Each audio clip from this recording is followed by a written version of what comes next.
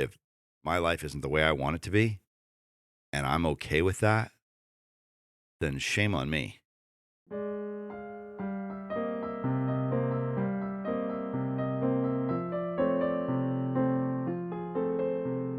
Hey, everybody, welcome to the Jeff Heilman Project. I believe we're at like 101 because we celebrated our 100th episode last episode. Thanks to all of you loyal subscribers and listeners. We keep going, we keep trekking. And just so that you know, some new information for you. Andrew has taken over, Jeff, our Facebook page, and so you can be looking forward to a lot more Jeff Heilman Project content on the Facebook page, sharing it. Those of you who are still on Facebook, it seems to be something that's for us older generations. It's for the older folks.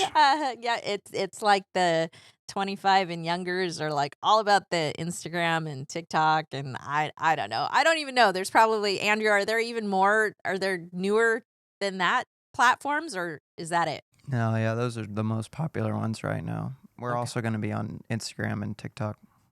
Sweet. So there you Awesome. go. And hopefully we're going to have a variety of content. We've had so much fun in the last 100+ episodes. And speaking of the last few episodes, just to recap, we've been going through the acronym of health. This has been the beginning of the year. We're going into April now. We've talked about episode H, which was heart health, heart and emotional health, the first episode. Number 2 was our ear health, talking about propaganda, people speaking into our lives. 3 was arm health, which was our physical dedication, our literal like outreach, like what are we doing to extend our reach. The last episode was on leg health, which is like the distance for which we are willing to go. And today we're going to actually cover T in the acronym of HEALTH. And we're going to be talking about thoughts and how our minds move us. And Jeff, I know that you've been into lots of situations in the last let's see. You probably really it was thanks to Amway. We're ex Amwayites, but when do you feel like the actual thoughts or things became manifest in your It life? was it was in 1994 when I listened to an Amway tape by a guy named Pat Williams, he's not in Amway. He's a basketball guy. He was a general manager for the Philadelphia 76ers. He was responsible for finding and recruiting Dr. J. And a Didn't couple of his years later, daughter become a successful coach or something like that? I don't know. I think that's possible. I Very, very thought possible. so, But but maybe. Okay. ultimately, in 1991 or 92, when the Orlando Magic was an expansion team that Rich DeVos, the billionaire founder of Amway, wrote a check for one big check for the Orlando Magic. He recruited from the Philadelphia 76ers the general manager, Pat Williams, to come to work for him. And Pat said yes. Similar Christian faith, similar values, similar desire to win, and he turned the Orlando Magic basketball team with Shaq at the time before he went to the Lakers, as he kind of built a team around Shaq. And Pat Williams gave a talk that I was actually referencing not long ago to a friend, called "The Only Talent is Perseverance." The only talent is perseverance, and he talked about building a ladder to your dreams. And he said, the first thing you got to do if you're going to build a ladder to your dreams is you have to think the right kind of thoughts. And I remember that tape. I probably listened to that tape 500 or 600 times. It was the first time I'd ever heard anybody that had that level of belief and conviction. The only thing my parents really had a lot of belief and conviction in was higher education, um, and that all of a sudden you start to see this guy who's actually got the results that you want. Nothing wrong with higher education, right? If people want to go to college, I encourage them to do it. Our number 2 kid is putting himself through school right now at San Jose State, and he's traveling abroad in Norway for a exchange program for the second semester. But this is like somebody who's successful. Like, he's making tens of millions of dollars. He's on TV. He's a general manager of an expansion team, which was the first NBA expansion team in quite a while.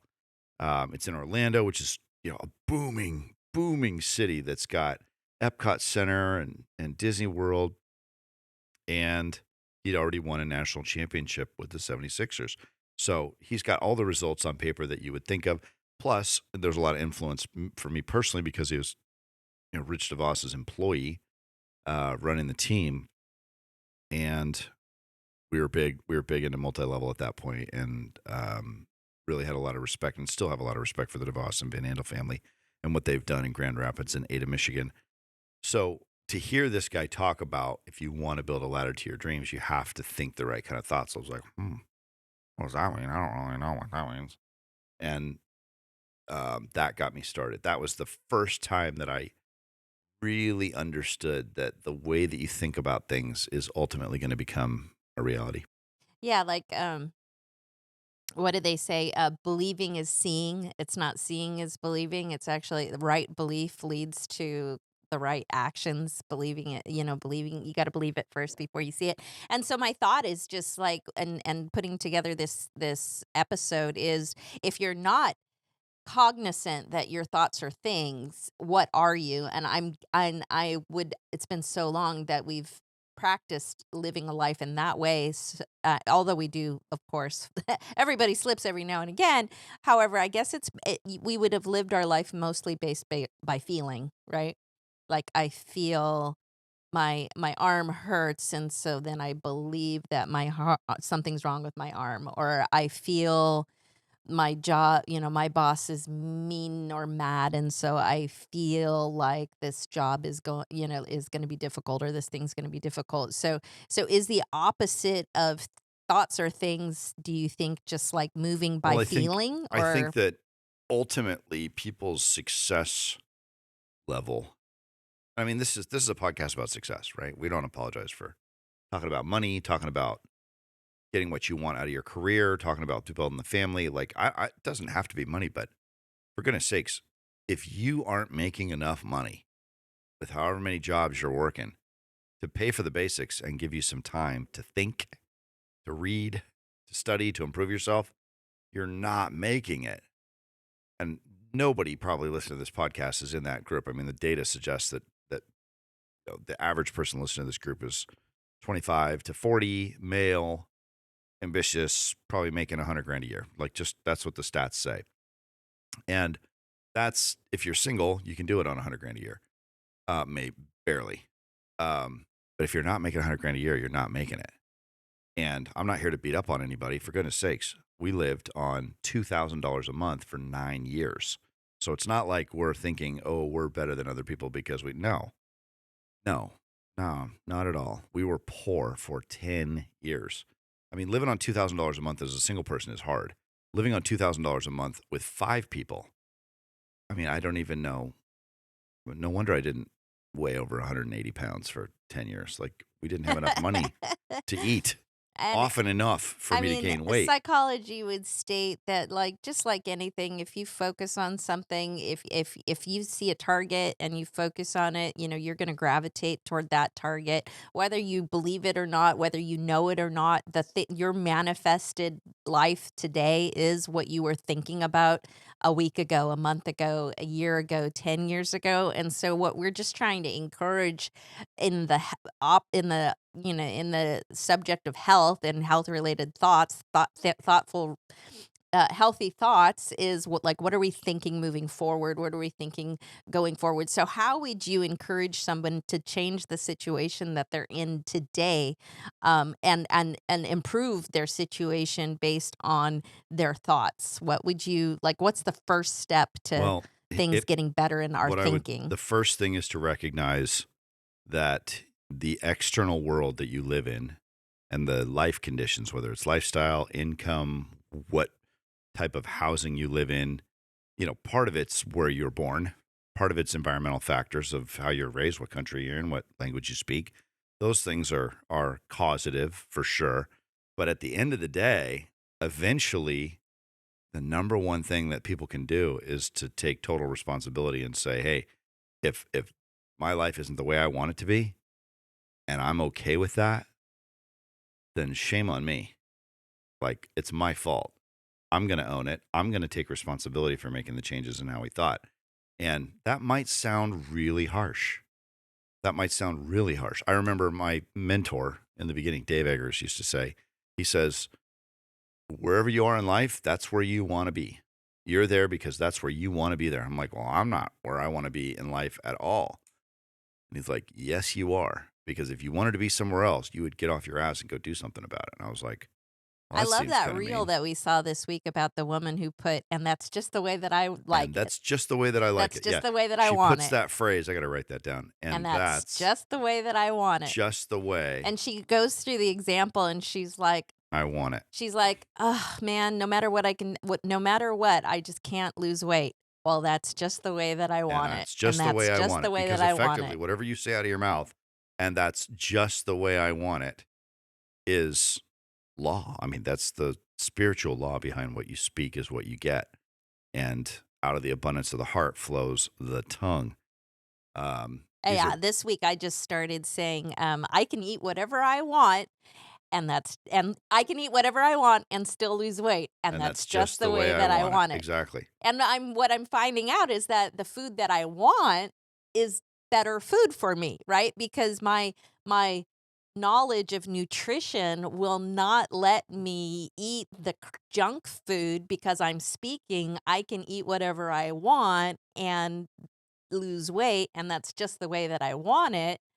It won't line up with McDonald's and hamburgers and French fries and all that stuff. I don't want that now. I used to want that food, and I wanted that food more, especially when I would say things like, "Oh, I can't lose weight. No matter what I do, I can't lose weight. So I might as well just go eat some French fries. I might as well just go eat some whatever because I can't. Yeah, and that's just the way that I want it." No, I can eat whatever I want and still lose weight, And that's just the way that I want it. That's right. And so that's part of thoughts or things, and that when we're thinking in line with the success that we want, I always get what did we? Oh my gosh, from Tino Gold 100 years ago, didn't she Tino tell Gold you? was for the first time I ever I learned about always writing get- down goals. What did she tell you guys to say in Costco or I wherever always you go? get a good parking spot. I always get a good parking spot, and so Yeah. literally because he went through that class. 14. I was 14 when I went through Tino Gold, so I could say that's probably the first time I Yeah. ever heard And anything because about you thoughts or used to things. say that to us, I today drive through the parking lots of these busy places and say I always get the best parking spot, and that's just the way that I want. That's just the way that I want it. Yeah. And if you look at, like, if we take, I'm just making quick notes here. Sure. If I look at the life that we have right now, the life that we have of faith, and faith doesn't have to be about Jesus or Catholic Church or Christian Church, but ours is. We believe in God, and we're Christians. We're not ashamed of that, for sure. Happy Easter, everybody, coming up. Yeah, happy. We got Good Friday coming up in a couple of days. If we look at our faith is what we believed that it would be. We go to a small country church. We're in a growing congregation, and we drive past a lot of churches to go to that one because that's where we feel like the anointing is. And we've got great relationships with the pastorate. Our structure, order, discipline, systems, paying taxes, paying bills, getting paid, building businesses, doing invoicing, all those things. That's the way that we thought it would be. Yeah. We've built systems in order to handle order and structure and discipline and gardening and car maintenance and taxes and all those. It's the way that we thought it would be. Our health. I go to the gym, lift weights. You go to the gym with Madeline. The food that we eat, the time that we sleep, the cortisol and norepinephrine and adrenaline replenishment and washing of our bodies through rest and relaxation and ritualistic recovery mechanisms and a proper narrative. These all deal with health the way that we have thought it to be. And my W-2 job has grown from an auto parts worker making $8 an hour to living in the top 1% to 2% income bracket in the richest country in the history of the world, not with a college degree or any particular favoritism or a superstar network or anything. No, just dropped out of high school, lived in my car, worked in auto parts, had 7 kids, lived on $2,000 a month for 10 years, and we changed how we thought. And now we've made millions and millions of dollars. And it's super straightforward. Anybody could do it. Most people won't because they have self-limiting beliefs that get in the way. Their thought process says, well, they could do it, but I never could. And I was just like, I'm so hungry trying to feed these kids. I don't have time to not believe that I could get this done. I have to find a way to believe. And so that's what got us into reading the books and understanding how the narrative works. So the faith that we have today, the order and structure and discipline and systems in place, the health that we have, the job that we do, the business that I run, the consulting practice, the digital and social media marketing around content creation and online digital courses and consulting retainers and speaking engagements and these things that I'm doing in order to try to improve and grow our not only our income but also our relevance in the marketplace. These are all functions of how we think. Yeah, our minds are gardens which have to be cultivated. The weeds have to be pulled. The good, the seeds have to be watered with positive things. If you're a mother, if you're a parent, if you're looking to, get pregnant and go through 9 months of uh carrying a child, like, people ask me, how do you do it, and in jest I would always say, after having 7 kids, we do it one day at a time. But the reality is, how do I do it? By having mental toughness, by having the ability to really watch the propaganda going in, to really make sure that the garden of my mind is constantly being tended to. And you can't, one day the farmer leaves his crops alone and everything's going to be in the field going after it. It's like it's your most prized vegetables, it's your most prized stalks of corn that are growing, and then you just let your guard down, and as soon as you know it, like, there's going to be crows and there's going to be all kinds of crap just coming after you. And so you have to be vigilant on your mind and how you keep your mind healthy. And so Yeah, I mean, I I went mean, from closing deals at the auto parts store for $20 to closing deals worth 20 and $30 million in yeah, software contracts, and some of these deals take years. yeah. I mean, I worked on a deal at Oracle. It took 20 months start to finish to get this deal closed. But the deal was $10 million, Yeah. Well, and it paid that's not a hundreds check of that they're thousands of just gonna be dollars. And like, here you go. yeah, Let's hey, yeah, we'll just yep, say we got let's nothing put it better on to the do. debit card." No, I found an opportunity, and it was the most important project for the whole business. And I went through the project falling apart multiple times. I had to go through multiple managers that thought I was just absolutely retarded for even working on this deal in the first place. And I'm like, look, I might be retarded, but I got nothing else in the pipeline. And then I got this juggernaut deal. So even though you're telling me to go work on something else, help me find something else to work on, because this is the only thing that I see that's legitimate. And then you bring the deal in and they get pissed off at you anyway because they're just idiots, because they don't have any vision to be able to see what you're talking about. But my thinking is what brought that deal in. There were 6 other reps over 10 years that worked on that deal, and none of them could get it done. And it's thinking that gets it done. It's thinking that makes it happen. It's thinking that gets you promoted. It's thinking that makes you millions of dollars. It's thinking that created this podcast. It's thinking that has to do with the production and the cutting and editing that Andrew has to do in order to make it work. I don't use notes for this podcast because I've been doing this for 30 years. And when she asks questions, I'm answering off the cuff stream of consciousness because my thinking has been so, like, just hammered decade after decade after decade, trying to get the right types of thoughts in my head so that I can move forward in my career, move forward in these businesses. And that's what you're getting. That's what we're delivering to you in the form of the podcast. Is there lighting and color and costume, and I had a beer on set here a couple of minutes ago. Manicures, pedicures, all that stuff, all the visual, that's all there. But what we're actually delivering to you is a philosophy of success based on what we think works. And to the degree that we have a good philosophy, we'll get results with it. To a degree that we don't have a good philosophy, then we'll fail and run into brick walls and not get other results. But what we're trying to offer to people here is a glimpse into what we think the reason is why we've made so much money, had such good success with our family, with our marriage, with the children, with homeschooling, as a community, as pastors in the church. When Jessica's part-time at the church that we're going to, like, we're winning in all these areas. But I'm here to tell you, anybody could do this, but you've got to upgrade your thinking in order to get it done.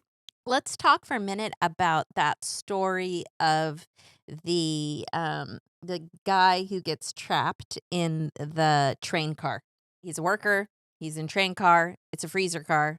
It's attached to a caboose of multiple other cars. It happens to be a cargo train, and you got your car. You got your crates of your vegetables. You got every. This happens to be a refrigerated train, and this one that he goes in to unload for the evening, for all intents and purposes, is unloading. He ends up getting trapped inside the freezer end of the train, and the door locks on him.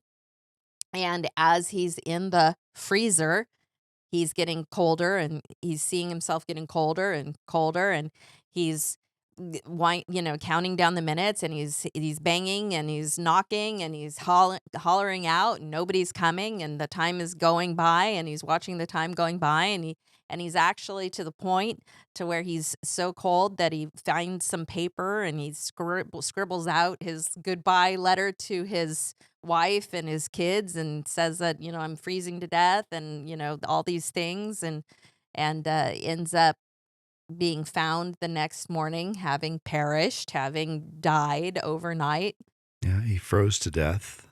That's the bad news. The strange news about it, though, was that it was like 52 degrees because the Freon compressor was out. Yeah, it had never been 32 degrees. Yeah, he thought he was in 32-degree weather, and he died of hypothermia. Literally, cause of death in the autopsy was hypothermia, but the conditions didn't exist. They were only in his mind. Yeah.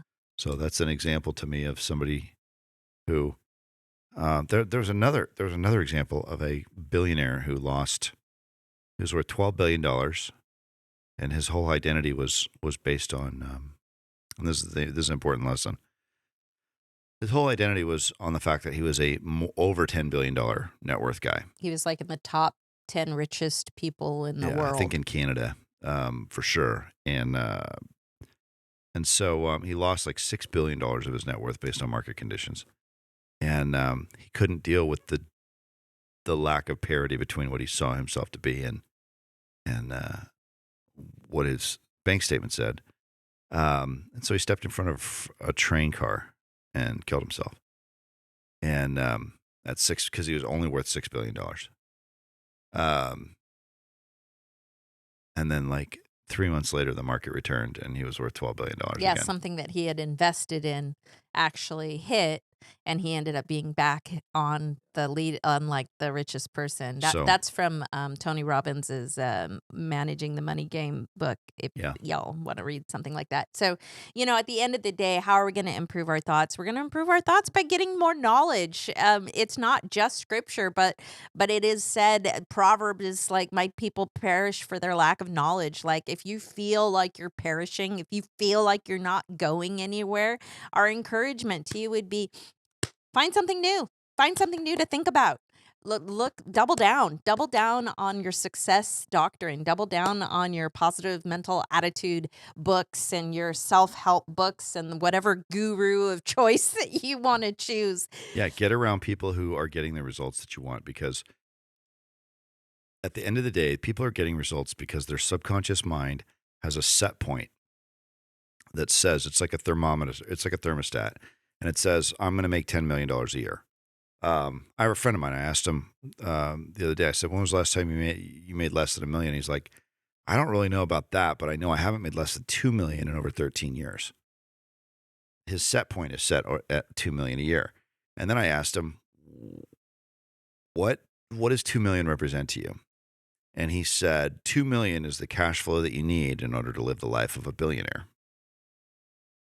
And he's like, basically, if you're worth $1 billion, unless you're buying $100 million houses, you can actually live in a really, really nice home, drive the cars you want to drive, have private jet travel. You can do all the stuff that a billionaire can do on about $2 to $3 million a year of income. And I was like, that's like What's that saying? When is $1 million not enough? When you're a billionaire. when you're a billionaire, yeah. And I have another friend of mine. I asked him. He travels all over the world. I said, "Could you live your lifestyle on $200,000 a month?" And he's like, "No." No. Phew. Yeah. I mean, it makes He's your mind like, go. I don't really know how I'd ever get that done. I'm like, geez. You know, and we're going to be honest with you. It sucks, man. I cannot tell you how many times we've taken our POS cars and driven through the nicest neighborhoods and Yep. just like sputtering word fragments and smoke coming out of the back, dropping oil all over the ground as we're driving through, Done that a looking bunch at of times, $30 yeah. million houses and going look at that house. It's like, yeah, it's brutally painful, and you can actually hear your heart going, Yeah, makes you sick to "Ow." your stomach. But it's like, But if you're looking at your what's the dream and it makes you sick to your alternative? stomach that you're where you're at, you're not going to stay where you're at very long. That's for sure. So thank you, everybody, for tuning in today. I really pray and I hope that this has encouraged you to consider thoughts or things, wherever you're at right now, as a result of the thoughts that you have thought. And because you've tuned into this podcast and have listened all the way to the end, we believe in you that you're like thinking that you want to grow, you want to change. And as always, reach out to Jeff. Hit him up on LinkedIn, social media. He'll get back to you. We might even end up being text buddies. Who knows? He is quite the Yeah, textpert. I text a lot of people, and yeah, we want to hear from you. We're here. We do this podcast. We don't do this podcast for us. I mean, we don't have a lot of subscribers. We don't have tons of people that listen to it. But we're doing it because we want to be of service, and we want to show our kids that some semblance of who we were when we were alive, which is now when we're not alive, which will be later. So When Dad had a goatee and when Dad didn't have a goatee. yeah, apparently I have a goatee right now. I just kind of He's got a used to very it. long mustache for those of you who are listening through Spotify and iTunes. He's got a very long mustache, which has grown into a goatee now. And yeah, we wanted to do something for our kids, but at the same time, we publish it and make it available on YouTube to everybody because we're doing some pretty cool stuff, and we're happy about it. We think that we can make a difference in some people's lives when they listen to the podcast and let them know that there is somebody that's just a regular Jose living in San Jose that's gotten some pretty phenomenal results compared to many, even though we started out pretty simple, pretty humble beginnings. So thanks for being with us, everybody. Thanks, everybody, and we'll see you next week when we wrap up this series on health, HEALTH. Thanks. Bye-bye.